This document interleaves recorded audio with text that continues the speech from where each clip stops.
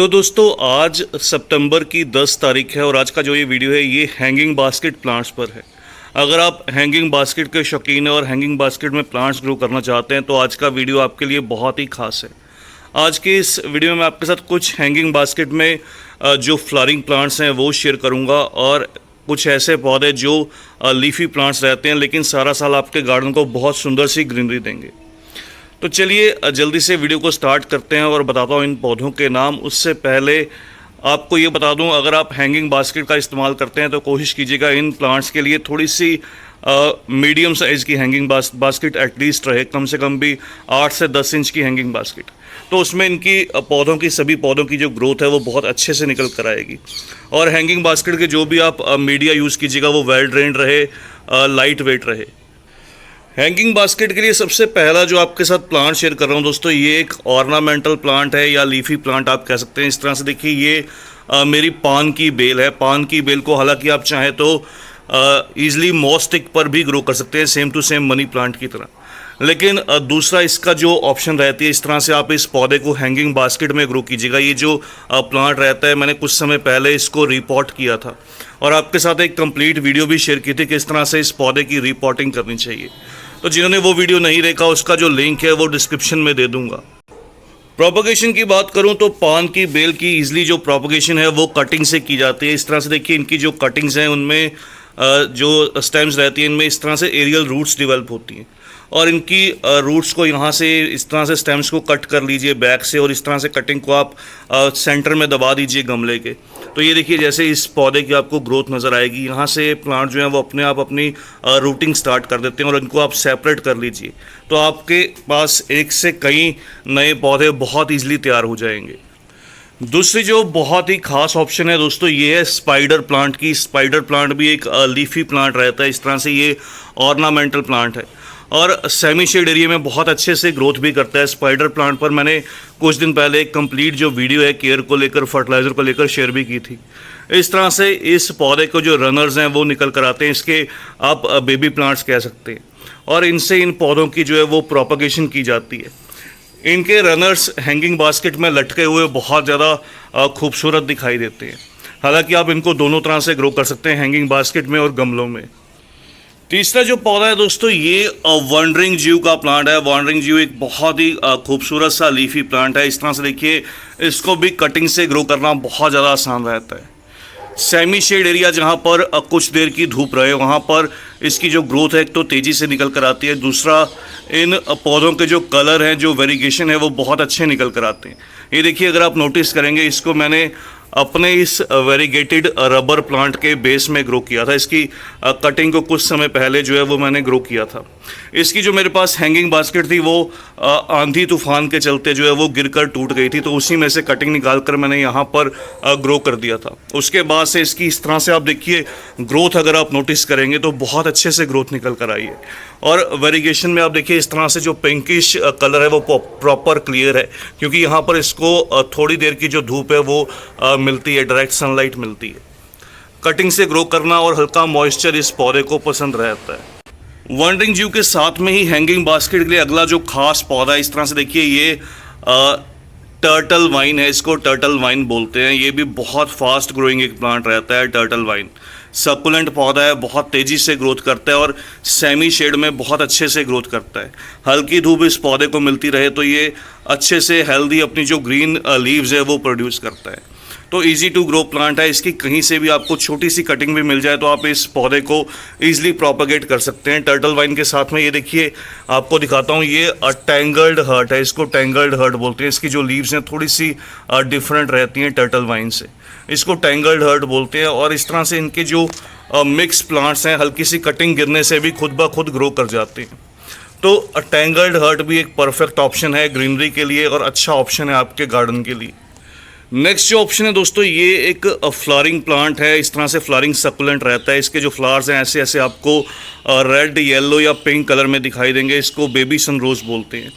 इस पौधे को धूप पसंद रहती है और लीव्स थोड़ी सी थिक और शाइनी रहती है, तो बहुत ईजिली ये भी पौधा जो है ये कटिंग से ग्रो कर जाता है। कटिंग से इन सभी सकुलेंट्स को ग्रो करना बहुत ज़्यादा आसान है। बेबी सनरोज के भी मेरे पास बहुत से पौधे हैं। इसके मैंने एक पौधे को इस तरह से गमले में भी ग्रो किया है और ये इस प्लांट का मेरा मदर प्लांट है, जिससे मैंने दूसरे सभी पौधे जो है वो प्रोपगेट किए थे। जहाँ पर इस प्लांट को प्लेस किया, यहाँ पर इसको इस तरह से देखिए पिलर पर लगभग पूरे दिन की धूप मिलती है। यहाँ पर ये सारे दिन की धूप में रहता है, उसके बावजूद भी अच्छे से ग्रोथ करता है। पानी थोड़ा सा इनको कम चाहिए होता है, ज़्यादा पानी से इनकी इस तरह से देखिए आप नोटिस करेंगे जो लीव्स हैं वो गलने लगती हैं। नेक्स्ट जो बहुत ही खास ऑप्शन है दोस्तों, ये बिगोनिया का प्लांट है। बिगोनिया एक फ्लावरिंग सक्कुलेंट कैटेगरी में आता है। हालांकि ये विंटर ग्रोइंग प्लांट रहता है, सर्दी में इसकी जो ग्रोथ है बहुत तेज़ी से और बहुत अच्छे से निकल कर आती है। लेकिन फिर भी आपको बता दूं, गर्मी के मौसम में थोड़ा सा अगर आप इस प्लांट को सेमी शेड दीजिएगा तो ये लगभग आपका सारी गर्मी जो प्लांट है इजीली सर्वाइव कर जाएगा। इस तरह से इसमें बहुत से जो वैरायटीज़ हैं वो भी अवेलेबल रहती हैं। तो सभी वैरायटीज़ को आप इजीली जो है वो हैंगिंग बास्केट में ग्रो कर सकते हैं। आने वाले सीज़न में अगर आपके पास ये पौधा नहीं है तो इजीली नर्सरीज पर भी दिखाई देगा। ये जो मेरा प्लांट है ये लास्ट ईयर का प्लांट है जो आप देख रहे हैं। इसको कटिंग से प्रोपगेट करना भी बहुत ज़्यादा आसान रहता है।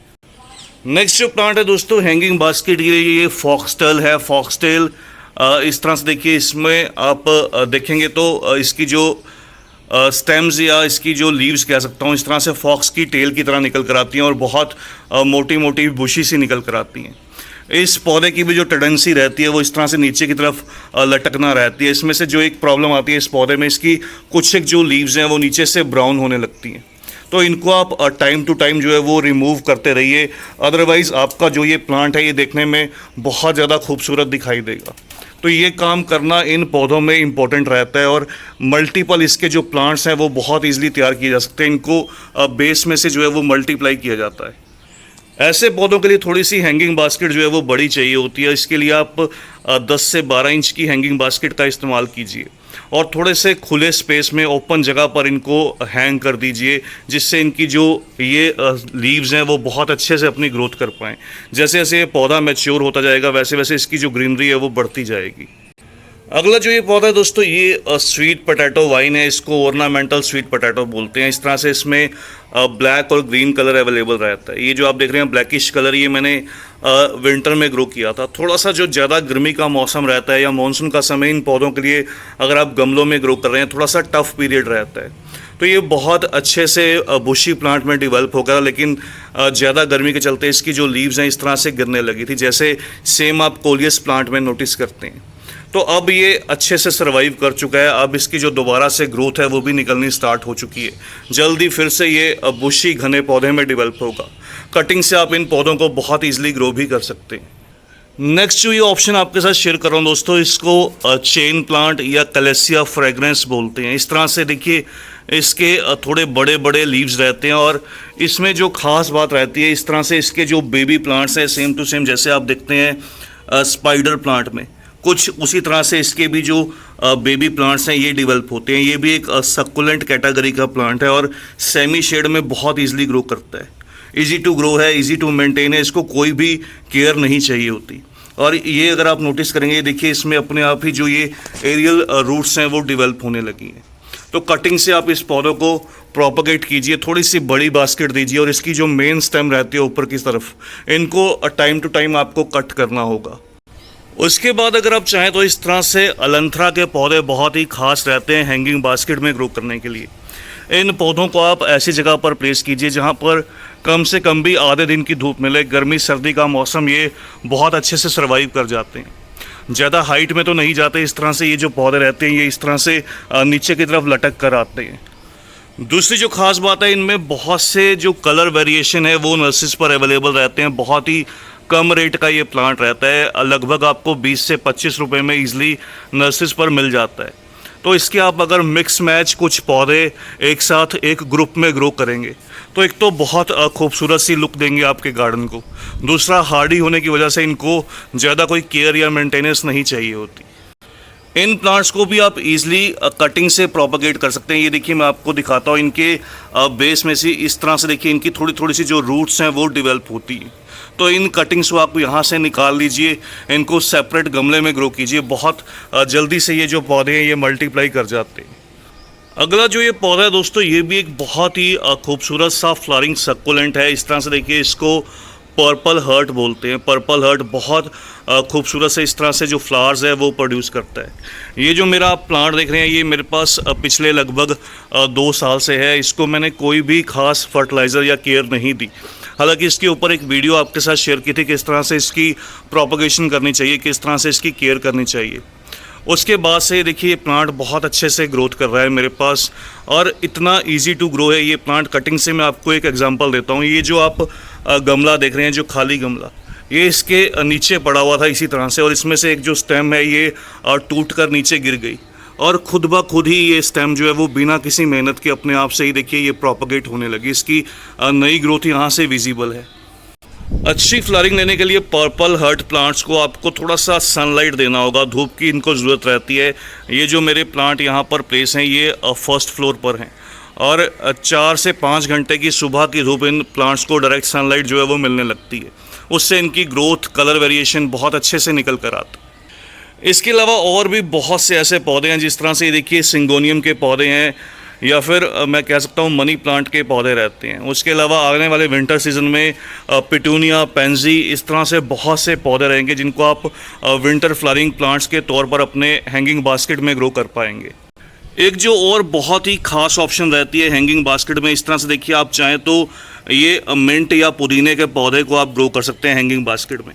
ग्रीनरी के साथ साथ ये आपका किचन का जो काम है वो भी सॉल्व कर देगा और बहुत हेल्दी से ग्रोथ करता है। तो इनको भी सेमी शेडेड एरिया जहाँ पर कम देर की धूप रहे वहाँ पर ग्रो कीजिए। बहुत सुंदर प्लांट रहेगा ये भी उसके लिए। तो बस दोस्तों आज की इस वीडियो में इतना ही। जल्द ही मैं कोशिश करूँगा आपके साथ जो विंटर फ्लावरिंग प्लांट है उनके ऊपर भी एक सेपरेट वीडियो शेयर करूं। कौन से ऐसे पौधे हैं जिनको आप विंटर प्लांट्स के तौर पर हैंगिंग बास्केट में या गमलों में इस मौसम में ग्रो कर सकते हैं।